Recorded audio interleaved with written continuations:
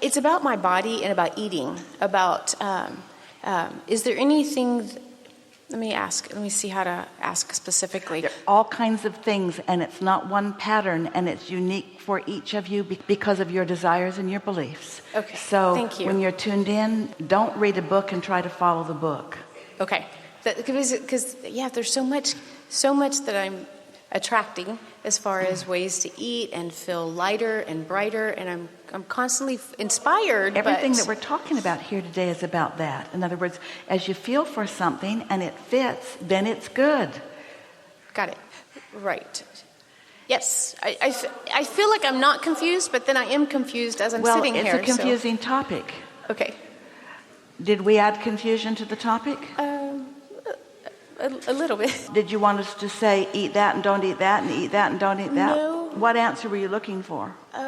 Wow, that's a great question. Yeah, because we answered the question that you were asking. You did. It's not about what you do, it's the feeling place from which you do it. Here it is. So if we were talking about tending to your point of attraction, we want to say to you, don't try to create the match, find what matches. So don't try to create the perfect diet. Find what feels good to eat. In other words, giving you what you're wanting from it. Eat for fuel and for satisfaction. Feel your way to it. I will. Okay. Your bodies are really interesting because they are evolving and made up of trillions of cells. And the cells would make very good attendees in a gathering like this, because they're tuned into source energy and they understand everything that's going on here. They know about vibration, they know about balance, and they know about being cooperative components. And they're just wired that way. And they have personal relationships with source energy and very personal relationships with your inner being, who knows not only how your body's doing in terms of how it feels, vitality, and how it pleases in terms of all of the things that you get to ask about.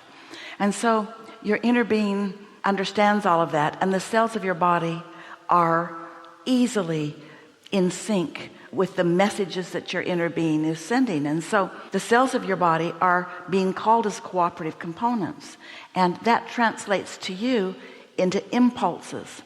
But do you know that most humans ignore the impulses because they've got some other thing in their mind that they should or shouldn't be doing?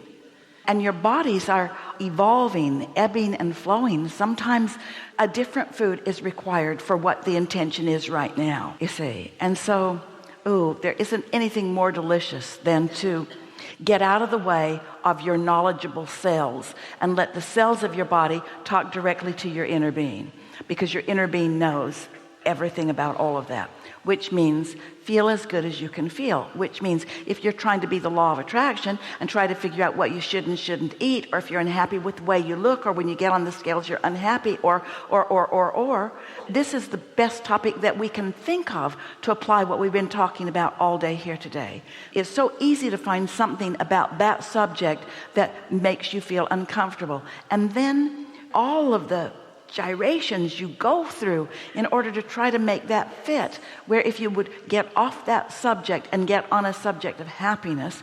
How often do you know somebody who fell in love and then all of that just took care of itself? Sort of effortless, because they got off that topic and on one that fed them vibrationally, and then the inspiration that was just right. There's not a right way about anything, but there is an inspired way that your inner being knows and will show you. Okay.